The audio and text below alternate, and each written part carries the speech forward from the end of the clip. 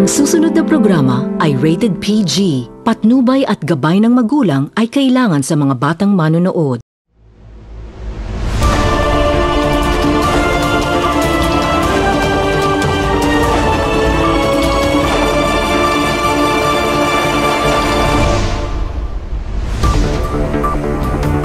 Oroqueta City, Misamis Occidental, maayong adlaw. Ilabi ng katong padayon nga nagsunod ug naglantaw sa Oroqueta Community Channel. Ako si Joanne sa Rigumban Tasuda alang sa Community Update.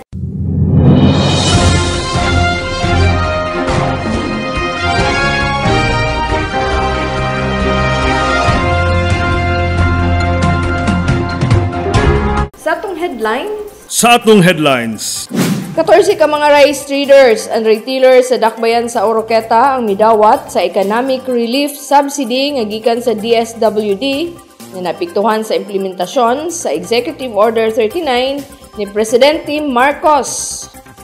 Comelec Misok nangandam alang sa umaabot nga BSKE 2023. High score ang nakuha sa Oroqueta City Council human gi-validate sa PAC para sa Local Legislative Award. PPO Misamis Occidental naghatag sa pagsidungog sa mga outstanding nga mga pulis ug unit sa probinsya atol sa ika-122nd Police Service Anniversary. Police Brigadier General Lawrence Coop mitambong sa maong selebrasyon. 14 ka mga rice traders and retailers sa dakbayan sa Oroqueta ang nidawat sa economic relief subsidy nga gikan sa DSWD nga napiktuhan sa implementasyon sa Executive Order 39 ni Presidente Marcos. Aniya ang kumpletong detalye. Gidawat sa 14 ka mga rice traders and retailers sa Oroqueta City ang kantidad nga 15,000 pesos isip economic relief subsidy pinaagi sa micro rice retailers for sustainable livelihood program sa Department of Social Welfare and Development kun DSWD. Kinialang sa mga rice traders and retailers nga naapektuhan sa Executive Order number 39 nga gipirmahan ni Presidente Ferdinand Marcos Jr. nga nagpatuman sa presyo sa regular milled rice nga 41 pesos matag kilo samtang 45 pesos matag kilo sa well milled rice human sa kalit nga pagsaka sa kilo sa bugas ngadto sa 55 pesos hangtod sa 60 ug labaw pa ang kilo sa bugas. Tungod sa Executive Order 39 kalit nga naus-os ang matag kilo sa regular and well milled rice din adunay alkansi ang rice retailers and traders sa 9 pesos matag kilo. Sa probinsya sa Misamis Occidental, ang dakbayan sa Oroqueta ang unang LGU nga midawat sa gi-release nga Economic Relief Subsidy kun ERS ngadto sa apektado sa EO39. Dini gitunol mismo ang maong kantidad sa DSWD Region 10 nga gipanguluhan ni Provincial Director Ramil F. Hamin uban sa Department of Trade and Industry kun DTI Provincial Director Luz Galda, Marites Alcampado, City Councilor Eileen Taladwa, ug na Executive Assistant to the Mayor, Nilo Bation. Comelec Misamis Occidental nangandam na alang sa umaabot nga BSKE 2023 election. Aniya ang kumpletong detalye. Pipila na lang kaadlaw ang nahibilin alang sa pagpangandam sa umaabot nga Oktubre 30 nga barangay ug sangguniang kabataan election kun BSKE. Ang Commission on Elections Misamis Occidental Provincial Office mitawag sa tanang election officers gikan sa nagkalain-laing lungsod ug syudad sa probinsya uban sa mga representante sa lain-laing ahensya sa gobyerno alang sa usa ka Provincial Coordinating Conference niadtong Setyembre 11, 2023 didto sa Asinso Misamis Occidental Sports and Cultural Center.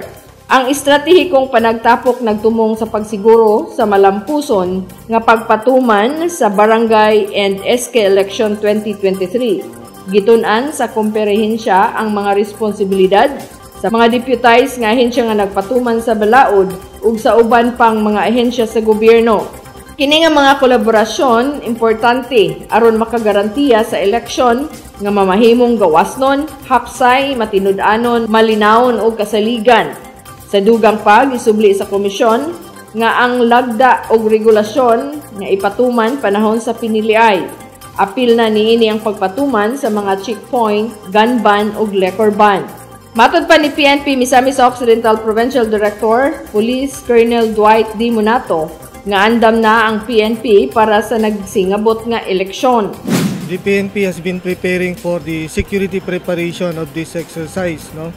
As of now, we are in the process of accounting ang among resources, manpower and material resources that can be deployed during the election period so that we can really assure the public of their security during their during the casting of their votes. Nagpabilin nga hapsay ug malinaw ng Misamis Occidental, gani walay nakatalang dagkong krimen nga adunay kalambigitan sa eleksyon apan wala giwala sa kapulisan ang posibleng adunay mga kausaban apan andam ang PNP alang sa posibleng mga panghitabo o hagit nga moabot. Samtang panawagan ni Attorney Melber Alinas, ang Provincial Election Officer sa COMELEC, nga motamod ang mga kandidato sa mga balaod sa eleksyon sa mga rules and regulations sa COMELEC aron walay mapahamtang nga silot. Matud pa niya, we will change the view of the people, the perception of the people sa COMELEC, labi na sa election nga ato lang hangyoon nga subay lang ta sa balaod.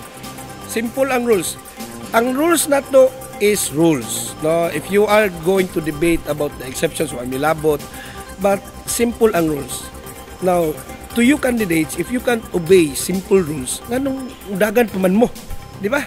Ay na mo tungag-tungag dagan nga kung kining balaod sa eleksyon, di mo katuman, samot na sa inyong pampanirbisyo, ay na lang mo tungag-tungag.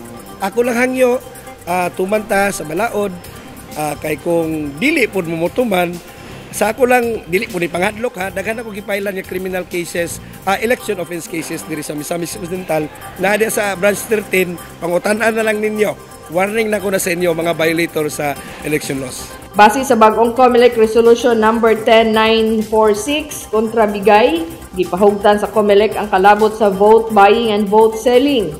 Tungod kay nakakailap na kaayo kining maong binuhatan, mao nga gustong tutukan sa COMELEC ang pagsumpo niini. Og pinaagi usab sa maong resolusyon, magatukod usab ang COMELEC sa Kontra Bigay Complaint Center aron didto mudawat sa mga taho sa insidente nga adunay kalambigitan sa vote buying and selling sa umaabot nga piniliay. High score ang nakuha sa Oroqueta City Council. Human givalidate sa PAC para sa Local Legislative Award. Ano ang kumpletong detalye? Ang sangguniang panlungsod sa kagamhanan sa Oroqueta City gi-evaluate sa Provincial Award Committee (PAC) alang sa Local Legislative Award niadtong Setyembre 8 sa SP Session Hall. Ang SP gi-assess base sa criteria nga gitakda sa Department of Interior and Local Government kun DILG ug sa Philippine Councilors League nga naglakip sa responsiveness sa legislative agenda, availability to legislative documents, effectiveness of performance sa sanggunian, efficiency of performance, legislative citations and awards o capacity development alang sa mga magbabalaod ug sa mga kawani. Gidayeg sa mga evaluator ang SP nga adunay taas nga score tungod kay nakatuman kini sa pipila ka mga butang nga gisusi ug napakitang hanay ang mga dokumento. Ang SP mituman sa mga resipitos sa mga butang nga gi-assist og nagpakita sa organisadong mga document nga may resulta sa taas kaayo nga marka. Gisugyot sa Department of Interior and Local Government DILG Misamis Occidental Cluster Head LGOO sa Nivier Patok ngadto sa SP nga maghimo og mga resolusyon og ordinansa kalabot sa gamay nga kakulangon pagkakaron nga naglangkob sa Provincial, Regional and National Priority Development Trust, prior of documentation with stakeholders in the development of legislative agenda, ordinances and resolution enacted and aligned with the three pillars of the Philippine Development Plan of 2017 hangtod sa 2022 ug uban pa. Matud pa ni Vice Mayor Aurora Virginia Almonte nga dugay na silang nagpaabot sa maong evaluation ug iyang gipaabot ang iyang dakong pagpasalamat sa tanang naghago aron makomply ang tanang requirements nga gihatag sa DILG nga nahimong nagmalampuson ang gipahigayong evaluation. Under sa guidance sa ato ang Special Secretary ni Ma'am Nita. Daghang kay salamat ma'am, no? And labi na gyud sa amo ang mga dako kay suporta sa mga konsehalis nga mi-apil po ani o bigahin po sila og oras para mahantay kumitanan na atong pag-evaluate karong adlaw, karong hapuna. So, mao na nga kaning tanan na mo mga kauban nga nadinhi mga staff, naningkamot jud mi no, nagdila ng uban, nag-ahanay kay kami nag-base sa good me sa criteria nga gihatag nga gikan ang giset gikan sa DILG. Mao na nga gusto gid mi og best results. Mao na nga whatever nga inyong recommend ang inyong recommendations, inyong findings, inyong suggestions, kami we are ready to accept, no? Magpasalamat niyo kung sa magali ang result kay kana dako ko kay namo na og katabang nga makahatag sa amo ang sangguniang panglusod nga makahatag ng ugiya to improve no sa among performance. PPO Misamis Occidental naghatag pasidungog sa mga outstanding nga mga pulis ug unit sa probinsya atol sa ika-122nd Police Service Anniversary. Police Brigadier General Lawrence Coop mitambong sa maong selebrasyon. Ani ang kumpletong detalye. Formal nga giila ang mga outstanding police ug unit sa Misamis Occidental atol sa selebrasyon sa ika-122nd Police Service Anniversary nga nagdala sa tema karong tuiga mao ang nagkakaisang pulisya at pamayanan tungo sa mapayapa at maunlad na bansa.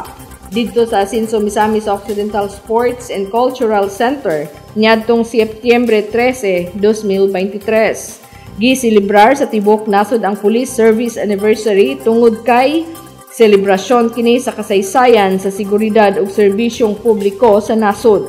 Usa kini katestamento sa dili matarog nga pasalig, dedikasyon ug sakripisyo sa mga maisugon nga mga lalaki ug babae nga nag-uniforme diin gihalad ang ilang kinabuhi tungod ug alang sa gihuptan nilang prinsipyo para sa hustisya, kahusay ug kaluwasan sa katawhan. Si Regional Director Police Brigadier General Lawrence B. Coop mitambong sa maong selebrasyon, isip pinasidunggang bisita ug mamumulong.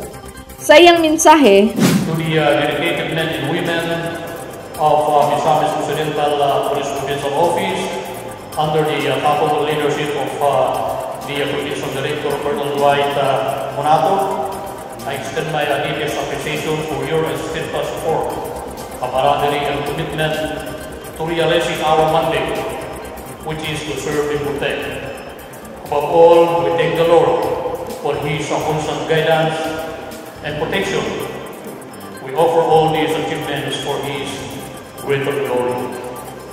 May our police service anniversary remain a celebration of the remarkable work we do and a reminder of the enduring commitment we share. Maraming salamat sa inyong lahat at mabuhay ang serbisyong nagkakaisa, mabuhay ang pambansang pulisya ng Pilipinas at mabuhay tayong lahat. Happy 127th Police Anniversary to Team Misamis Occidental TPO. Samtang anausab si Board Member Calvin Dicina ang nagdala sa mensahe sa Misamis Occidental Governor Henry S. Waminal, anausab ang presensya ni Only Lady Nanette Bandala Acosta ug sa uban pang mga sektor sa probinsya. Para sa individual awardees, mao kini ang mosunod. Nakuha ni Police Captain Elwood K. Malanog ang Best Junior Police Commission Officer for Operations.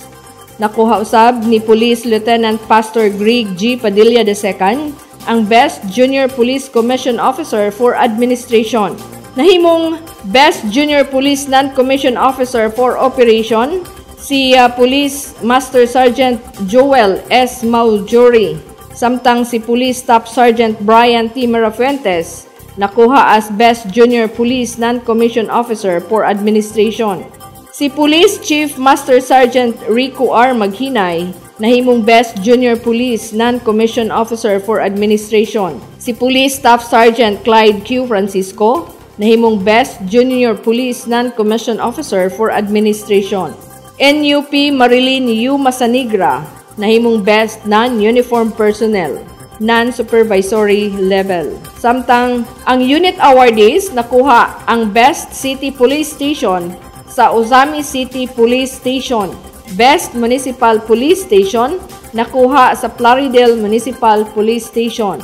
Best Provincial Mobile Force Company nakuha sa 2nd Provincial Mobile Force Company Misamis Occidental. Samtang ang special awardee mao kini ang mosunod. Special award RFU 10 Misamis Occidental Provincial Forensic Unit and CIDG Misamis Occidental Provincial Field Unit. Mao kato ang naglangkob sa community update. Sa ngalan sa kinatibuk-ang puwersa sa Oroqueta Community Channel, ako si Joanne sa Rigumpa Tasuda. Mingon kanyo put God first in everything you do. God bless Oroqueta. God bless Misamis Occidental.